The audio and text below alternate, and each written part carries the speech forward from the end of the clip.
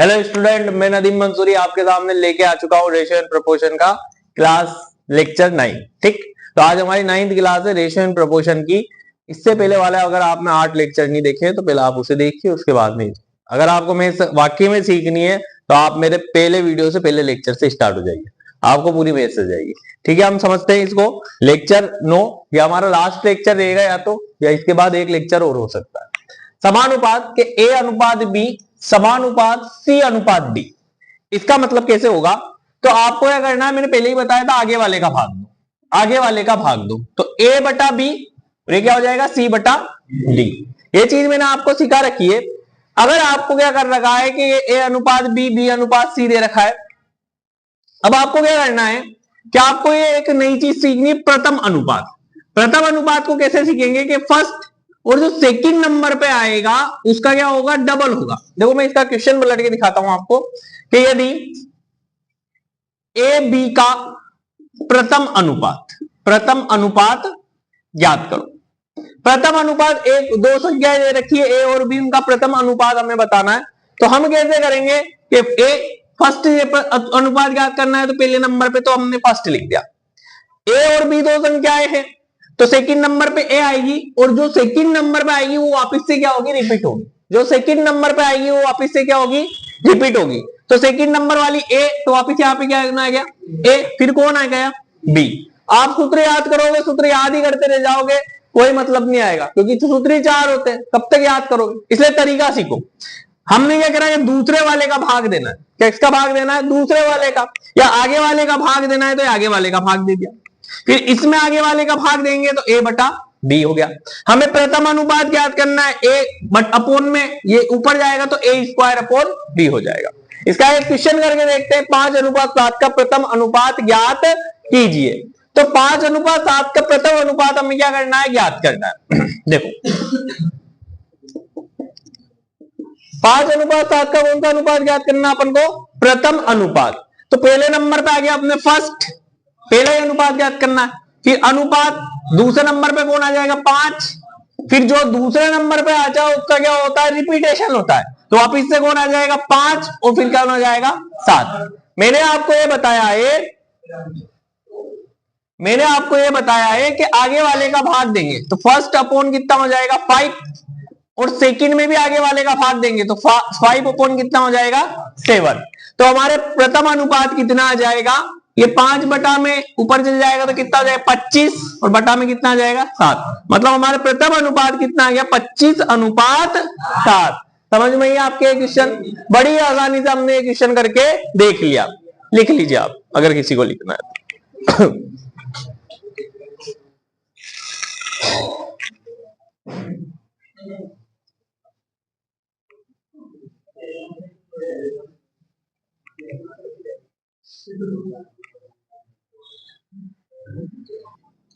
देखो ये प्रथम अनुपात हमने समझा, द्वितीय अनुपात समझते हैं। द्वितीय अनुपात में क्या होगा, देखिए एक क्वेश्चन लिखते हैं, फिर उससे संबंधित एक क्वेश्चन आंसर भी लिखते हैं। देखो मध्यानुपात, मध्यानुपात का दूसरा नाम क्या है, दूसरा अनुपात, मध्यानुपाती, दूसरा अनुपात, ये दो इसके नाम है। एक और नाम है इसका मिड प्रोपोर्शन भी बोलते हैं, इंग्लिश में बोलते हैं वो। तो देखो हम हमारे दी कि ए कोमा बी का मध्यानुपाती ज्ञात करो, मध्यानुपाती ज्ञात करो। यह हमेशा मध्यानुपाती से ज्यादातर क्वेश्चन पूछा गया है, मध्यानुपाती ज्ञात करो। ठीक, अब आपको क्या करना है, या तो आप इसका सूत्र याद रखोगे, जबरदस्ती सूत्र क्यों याद करेंगे हम तो बिना सूत्र के इस क्वेश्चन को करना चाह रहे हैं। तो ये देखो मध्यानुपात मतलब दूसरा अनुपात, तो दूसरा, तो मैंने आपको बताया जो दूसरे नंबर पर आएगा उसका क्या करना है अपन को, रिपीट। तो ये वापस से सेकंड नंबर आया, ठीक है। इसके बाद में कौन आ जाएगा, बी। इसका सूत्र बना लेते हैं। सूत्र कैसे बनाते हैं हम, कि आगे वाले का भाग दो, तो ए बटा सेकंड, आगे वाले का भाग दो, सेकंड बटा बी। इसको इससे, इसको सेकंड को सेकंड से करेंगे तो सेकंड का स्क्वायर और ए बी। सेकंड बराबर कितना होगा, रूट ए बी। कितना होगा, समझ में आई क्या आपके बात, ठीक। तो अपना सेकंड अनुपात ज्ञात करने का सूत्र रूट ए बी होता है, या तो आप रट लो, रटने से कुछ भी नहीं होगा, ठीक है ना। क्वेश्चन आया हमारे 4,9 का 4,9 का मध्यानुपाती ज्ञात करो। मध्यानुपाती ज्ञात करो। अब आपको या तो सूत्र बनाना है या जो आपने रट रखा हो, रटेंगे तो हम कभी भी नहीं, ठीक है। 4,9 का मध्यानुपाती दूसरा अनुपात हम इनका क्या करना है, याद करना है। तो 4 ये सेकंड, फिर ये समानुपात, फिर वापिस आएगा सेकंड, फिर कौन आ जाएगा, सेकंड 9 आ जाएगा। दूसरा अनुपात करना है तो दूसरे की जगह दूसरा हो जाएगा। अब देखो मेरे बच्चों, तो ये 4 बटा कितना आ जाएगा नीचे सेकंड बराबर सेकंड बटा कितना हो जाएगा 9। सेकंड को सेकंड से गुणा करेंगे तो सेकंड का स्क्वायर, 4 को 9 से गुणा करेंगे तो 4 नाम 36, तो सेकंड बराबर कितना आ जाएगा √36। 36 का वर्गमूल कितना निकलेगा हमारे 6। तो इसका मध्यानुपाती कितना आ गया हमारे, जल्दी से 6 आ गया। तो हमने सूत्र याद किया क्या, नहीं करा ना, देखो लिखते जाइए। देखो अब देखते हैं हम तृतीयानुपाती। तृतीयानुपाती कैसे याद करेंगे, देखो मेरे बच्चों, ये क्वेश्चन आ गया हमारे a, b का तृतीयानुपाती याद करो। तृतीयानुपाती याद करो, तृतीयानुपाती याद करो। तो हम क्या करेंगे, इसका वो का वही a, b रखा। तीसरे नंबर पे मुझे क्या लिखना है, तीसरे नंबर पे। अब हमारे थोड़ा सा चक्कर पड़ेगा यहाँ पर कि ए दूसरे नंबर पे, तो द्वितीय अनुपाती तो याद ही नहीं करना, मतलब दूसरे नंबर पे कुछ ही नहीं लिखना। तो मैंने बी लिखा, और जैसे ही बी लिखा तो बी तो यूं कहता है कि जो सेकंड नंबर पे आएगा उसका रिपीट करो, उसका क्या करो, रिपीट। तो मतलब बी तो यहाँ पे आ गया। तो तीसरे अनुपात को किस जगह पे पहुंचना पड़ता है, चौथे नंबर पे। कौन सा नंबर पे पहुंचना पड़ता है, चौथे। बस यही दिमाग लगाना और कुछ भी नहीं है। फिर क्या हो जाएगा, ए बटा बी और बी बटा 3। अब इसका सूत्र निकाल लो, इसे इससे गुणा, इसे इससे गुणा। थर्ड को ए से गुणा करेंगे तो थर्ड ए, बी को बी से गुणा करेंगे तो बी स्क्वायर। थर्ड बराबर कितना आ गया, बी स्क्वायर अपॉन ए। या तो ये फॉर्मूला याद कर लो। फॉर्मूला क्यों याद करें, हम तो इस क्वेश्चन को सोल्व कर लेंगे ना, निकाल लोगे। तो देखो मेरे से यूं कहा कि 6,4, 4,6 का अरे क्या हो गया, 6,4 6,8 का तृतीयानुपाती याद करो। तृतीयानुपाती, अब कुछ भी नहीं है इसमें, ये लिया मैंने 6, दूसरे नंबर पे मैंने लिया 8। 8 का क्या हो जाएगा, ये डबल होगा, रिपीट। तीसरे नंबर पे आने वाला रिपीट होता है, और भी ये तृतीयानुपात कहां पर आ जाएगा, थर्ड। इसका इसमें भाग देंगे अपन 6/8, और इस 8 का भी किसमें भाग देंगे, थर्ड में भाग देंगे, 8/3। आगे वाले का भाग दो, यही हमारी ट्रिक है, ठीक है ना। तो थर्ड को इससे गुणा करेंगे, थर्ड को 6 से गुणा करेंगे तो 6 थर्ड, और 8 उठी 64। तो थर्ड बराबर कितना आ गया, 64/6। समझ में आई क्या बात आपके, लिख लो।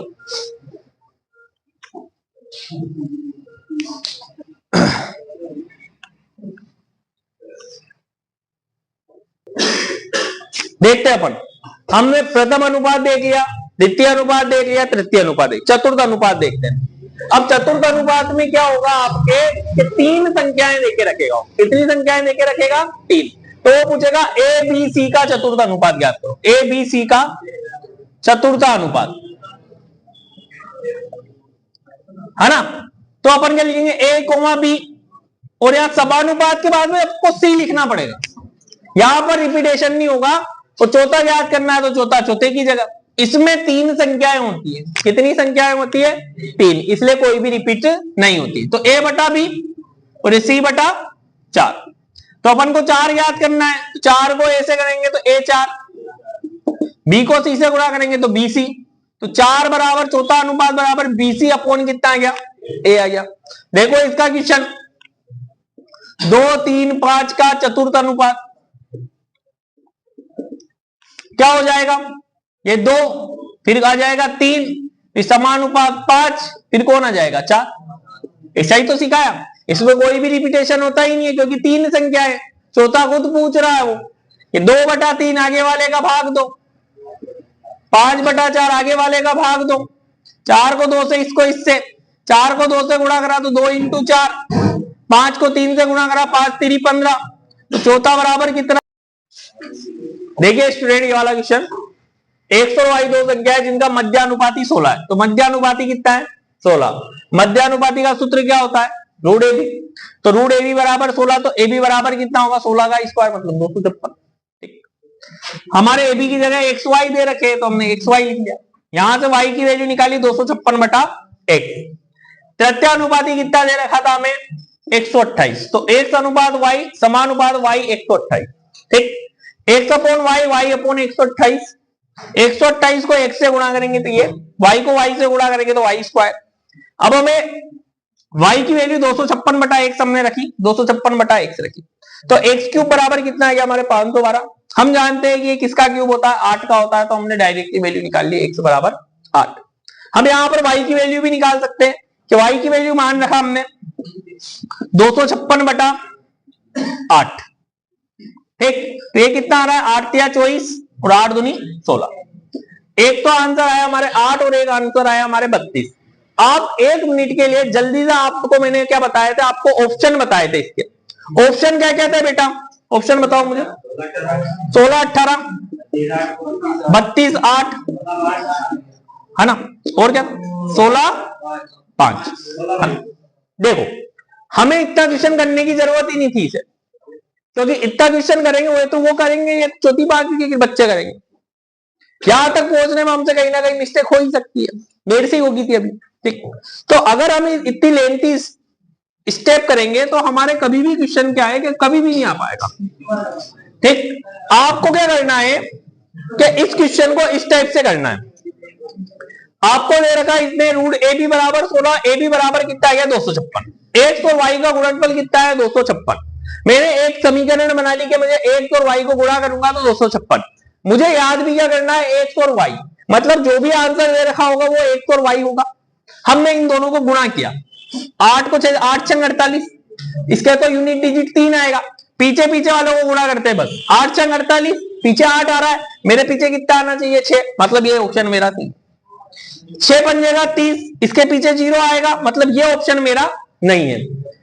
8 को 2 से गुणा करना, 8 दूनी 16, मेरे पीछे 6 आ रहा है, तो मैं इसे पूरा गुणा करके 32 8 कितना होता? 256। बस मुझे इसे 3 सेकंड में मैं इस क्वेश्चन को कर सकता था।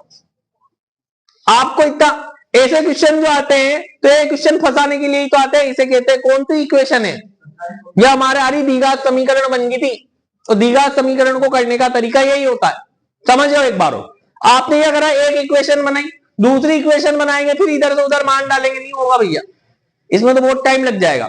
आपको टाइम नहीं वेस्ट करना। आपको याद है एक्स वाई के मान इन चारों में से ही तो कोई और होगा, तो इसमें रख रख के देख लो, जो समीकरण को संतुष्ट करेगा वही हमारा आंसर क्या है? सही है। तो इसमें कौन सा हो गया? हमारे समीकरण को संतुष्ट कौन कर रहा है? 32 8 कर रहा है, तो इसका आंसर कितना रहेगा? 32 और 8 रहेगा। समझ में आई बात? ठीक,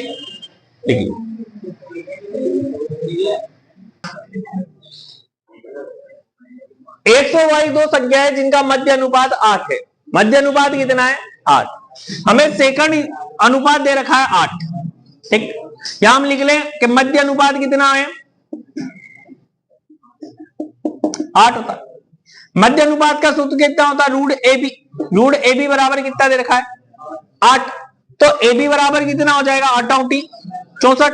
ए बी बराबर कितना हो जाएगा? 8 × 64।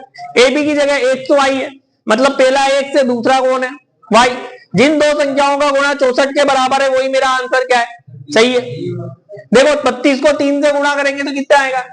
ये 2 तिया 6, ये तो हो ही नहीं सकता। 2 दूनी 4, पीछे 4 है, 32 गुना कितना होता है? 64। यही हो गया हमारा आंसर।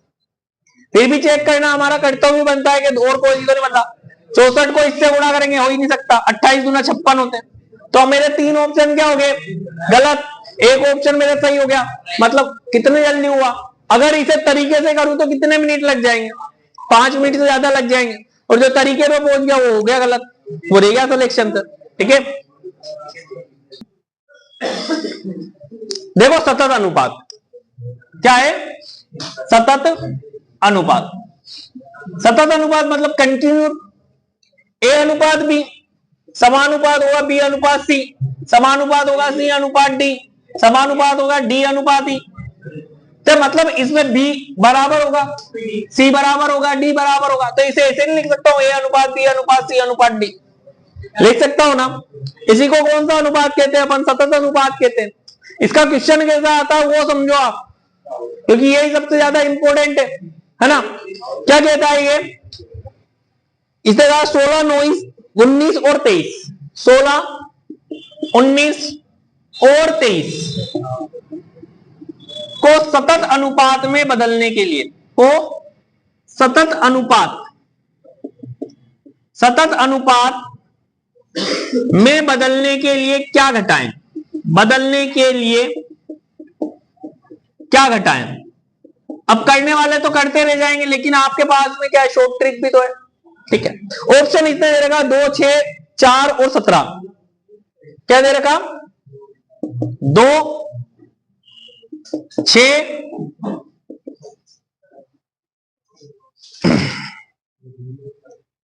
4 और 17 ही दे रखा, 4 और 17। हमें पता है सतत अनुपात है A बटा B, B बटा C, यही होता है। तो 16 बटा 19, जो दूसरा नंबर का होता है 19 बटा 23 होगा। क्या ये दोनों अनुपात बराबर है? क्या नहीं है। लेकिन मुझे सतत अनुपात ज्ञात करना है, मुझे इनका सतत अनुपात ज्ञात करना है, और इसमें से इन चारों में से कोई ना कोई सा एक ऑप्शन सही होगा, मतलब उसे घटाएंगे तो मेरा आंसर आ जाएगा। तो घटा लो ना, 16 में से 2 जाएगा तो कितना बचेगा? 14। 16 में से 2 जाएगा, 19 में 2 जाएगा तो कितना बचेगा? 17। इधर भी घटा लो, 19 में 2 जाएगा 17, और 21 में, सॉरी 23 में 2 जाएगा तो 21। ये दोनों तो बराबर नहीं है, मतलब ये तो गलत हो गया। ये पहला अनुपात क्या हो गया? गलत। 6 घटा के 16 में से 6 जाएंगे तो 10, 19 में 6 जाएंगे तो 13। इधर देख लेते हैं, 19 में 6 जाएंगे तो 13, और 23 में 6 जाएंगे तो 17। ये दोनों भी बराबर नहीं है, मतलब ये ऑप्शन भी गलत। इस पे पहुंचते हैं तीसरे वाले पे। 16 में से 4 जाएंगे तो 12, 19 में 4 जाएंगे तो 15, 19 में 4 जाएंगे तो 15, और 23 में 4 जाएंगे तो 19। ये भी क्या हो गया? गलत हो गया। ऐसा तो नहीं हो गया, देखो, तो ये भी गलत हो गया। अब अपने डी ऑप्शन 7 है, 17 गलत लिख लिया था ना। तो देखो 16 में 7 जाएंगे तो कितने बचेंगे? 9, 16, ये मिटा दो 3, है ना। पहले 3 तो गलत हो ही गए, तो आंसर चौथा ही होना है, आंसर चौथा ही होना है। और चेक तो कर ले, 16 में 7 जाएंगे तो कितने बचेंगे? 9। 16, 19 में 7 जाएंगे तो कितने बचेंगे? 19 में 7 जाएंगे तो 12। फिर आप इसे B बटा C, 19 में 7 जाएंगे तो कितने बचेंगे? 19 में 7 जाएंगे तो 12, और 23 में 7 जाएंगे तो 16। अब आप कह दोगे ये तो नहीं आ रहे, अरे काट लो, इन 3 तरी 9, 3 चौक 12, 4 3 12 और 4 चौक 16, तो 3 बटा 4 बराबर 3 बटा 4 आ गया हमारे। मतलब ये कौन सा अनुपात है? सतत अनुपात है। ये आंसर क्या है मेरे? सही। तो आप इसे सोल्व इसी टाइप से करोगे, वरना ये क्वेश्चन अपने आप में बहुत बड़ा हो जाता है। ठीक है,